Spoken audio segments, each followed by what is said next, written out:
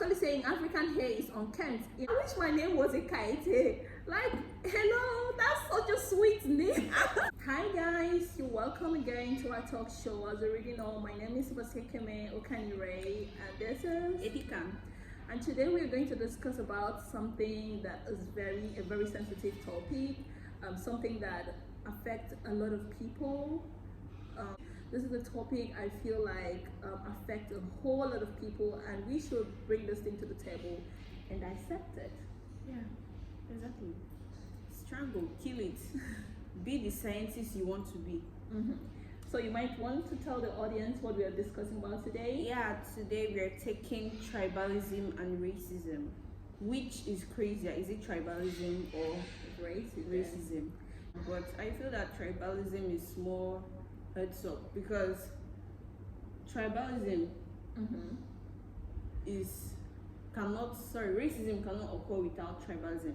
And tribalism is small group, like within each other, within social networks, and even if you don't see it outside with a large amount of people within themselves, you know that you are suffering from being tribalistically attacked.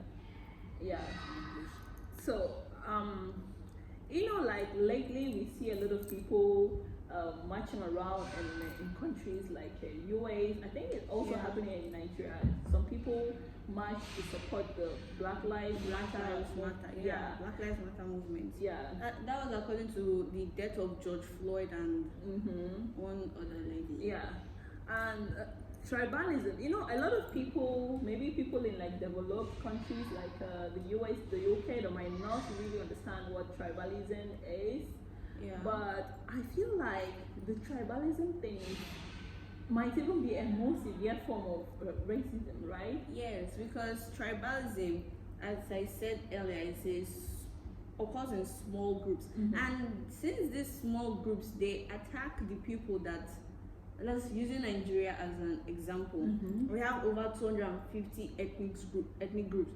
And this, when let's say you are from Akwa Ibom, I'm from River State, you are in power, and instead of you to empower the whole people, you only empower Akwa Ibom people and leave the Rivers people to suffer. Because they're not from my tribe. That is tribalism. And even when I see something that is good for the everybody, you take only the people that good things that will affect your tribe.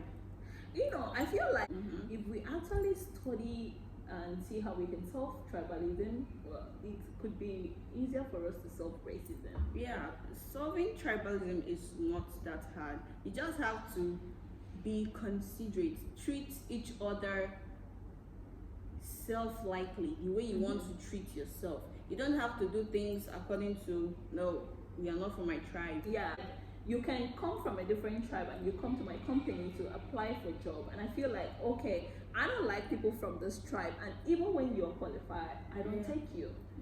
And because of that, that I think that is what is happening in a larger sense, because the right people are not put in the right positions because of tribalism or tribalistic concerns, and we are being drawn back because of this. Have you ever been tribalistically attacked? I'm not sure that's an English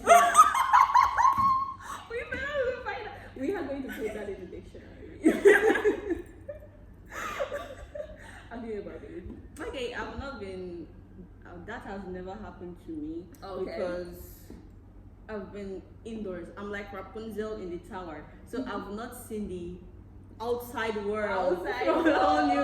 Yeah, but honestly, it has happened to me way too many times. I remember visiting somebody's office one time, and the minute I mentioned to the person where I'm from, and the person started saying things like, "Oh, masquerade, oh, like I'm from Akwa Ibom, right?" Yeah. And according to people, they said Akwa Ibom people eat dog. You've never really lived in Akwa Ibom, No. You will not. You are escaping this thing. And the funny thing is that I've never tasted dog before. Exactly. I have never seen dog meat before. I mean, this The thing. only dog meat I've tasted is hot dog, the one that is inside can. I have never seen dog meat before in my eye. And you know, when I was in the university, a lot of people will be using this thing to attack me, and I'm like, you eat goat, the other person eat dog, the other person eat pig. Some people eat snake. What's wrong with that? I don't know. And I feel like, oh, dogs are used as bait. That's why they're not supposed to be eaten. But A lot of check animals out, are used as pets. some people have goat as bait. Yes, and I saw a this lady thing. walking her goats to feed the goats in this very estate. Some people use goat as bait, but then you just all like sometimes they'll hear you speak your language. You really don't know how to do that. You're escaping a lot of things. They'll hear you speak your language, and you're already thinking, okay, you know. For instance, the Hausas, they look at them as they are stupid because maybe a lot of them don't go to school, or they have like a lot of poor people around them, which I feel like everybody have extremely poor people around them. Yeah.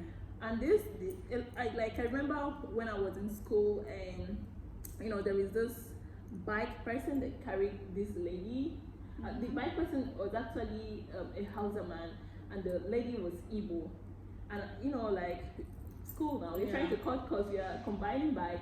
I'm sitting in the middle, the lady is sitting behind me, and the lady like tribalistically attacked this or tribally the lady like attacked this guy, all because the guy couldn't kick his bike very well. And the lady said something like, you this Hausa people, you people are very stupid.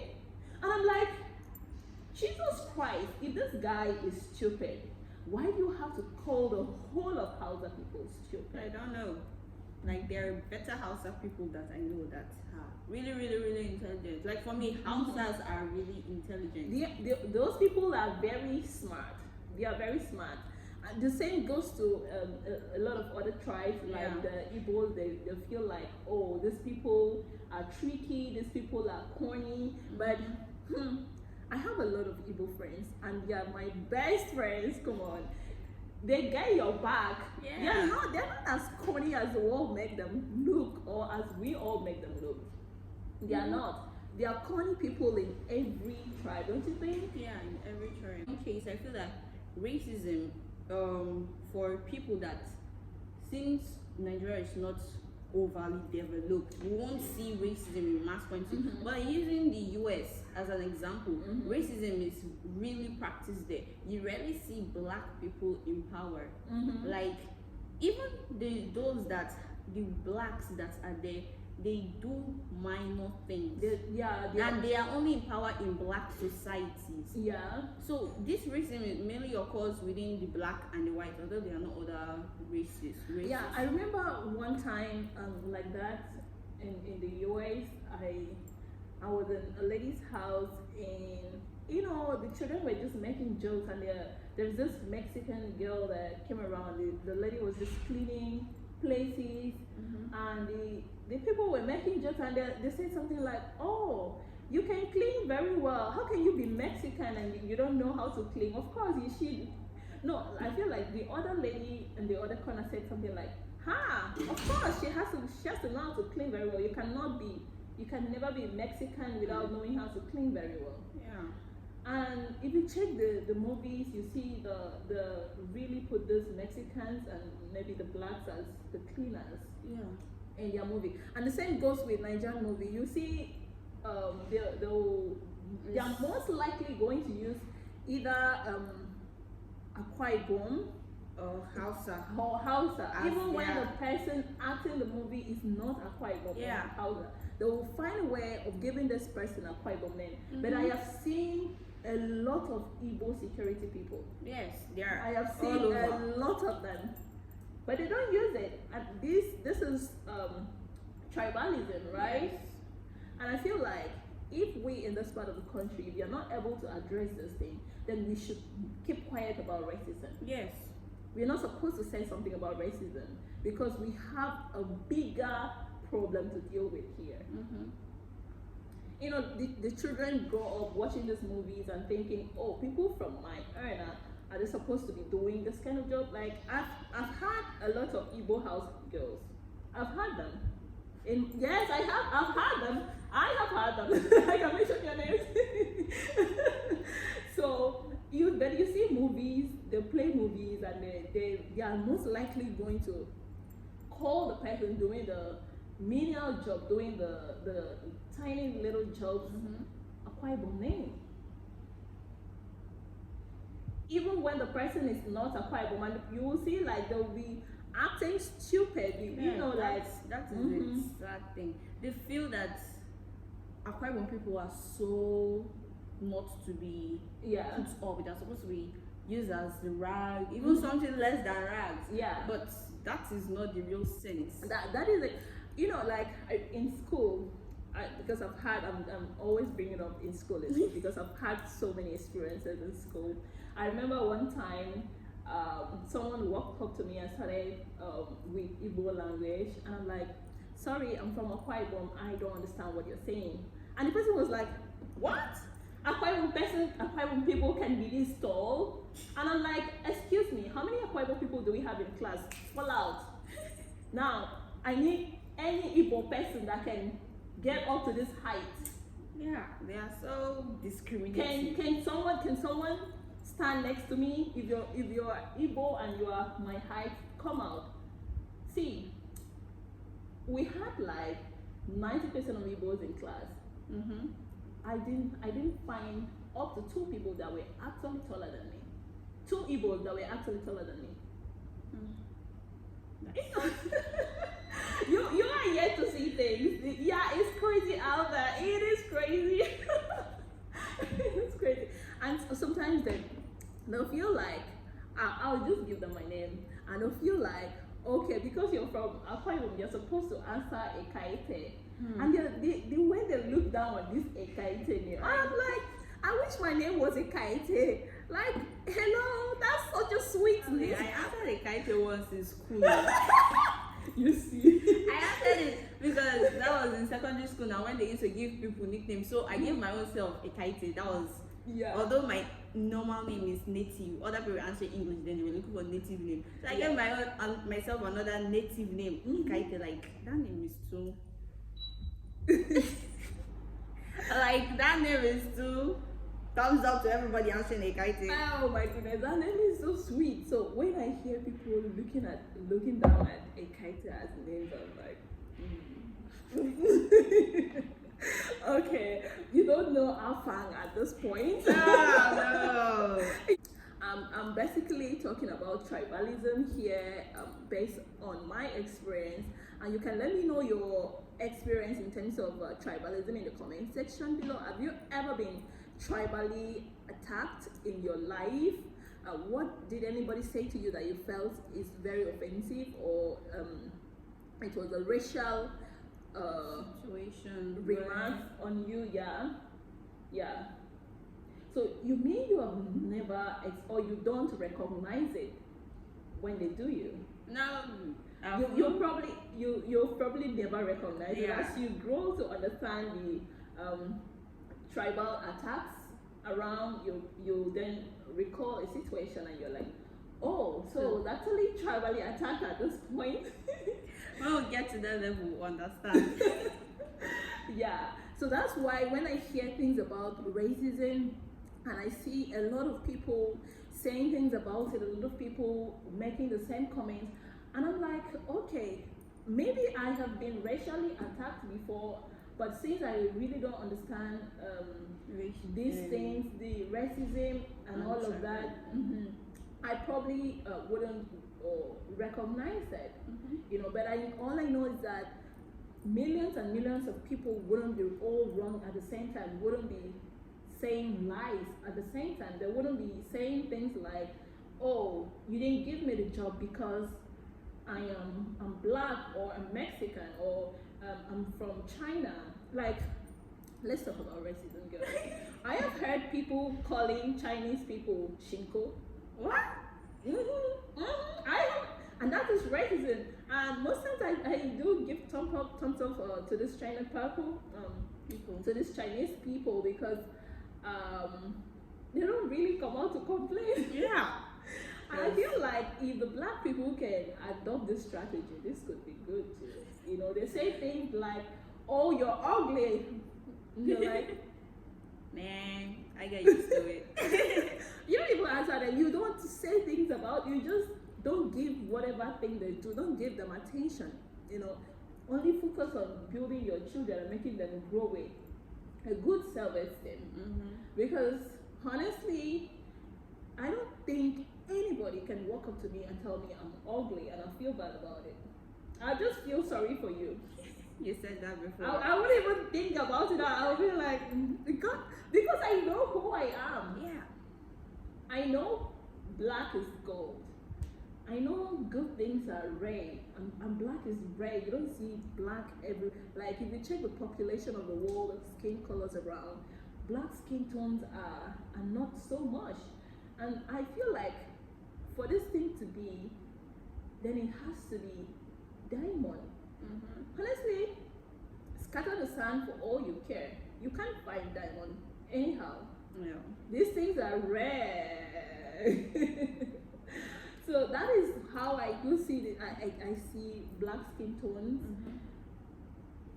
But then you can't cut out being attacked due to your skin color. Even in Nigeria here, most times I really don't talk about racism because I feel like I respect whatever the people who are going or who are actually living in this part of the world. Yeah, this kind of environment where racism is really much. I really respect whatever they're going through, and I wouldn't want to wade into something I truly do not understand because I don't want to hurt feelings. I don't want to twist it, and I don't want to say what I'm not supposed to say because I respect whatever they're going through. But when I look up the net, I see things like,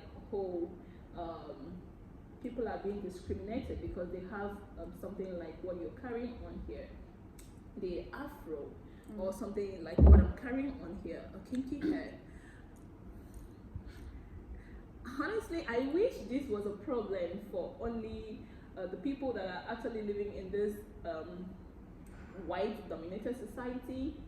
But do you know that this is actually a problem in Africa? Nigeria. I wouldn't want to say Africa, it's too broad.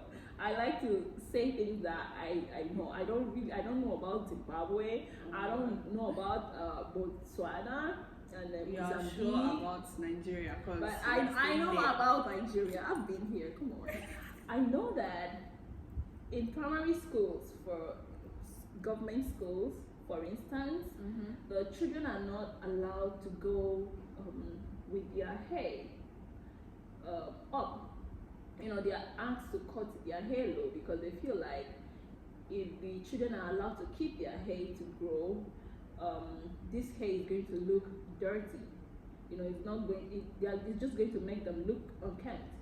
What they are basically saying is that African hair is unkempt. In Africa, we are actually saying African hair is unkempt. But then you see this Lebanese child who is in this same school with their hair. You know, they will carry their hair long. The school authority will not ask these children to cut their hair, because I feel like this hair is straight and is supposed to look kempt. In their eye, that one is kempt, but the African hair is unkempt.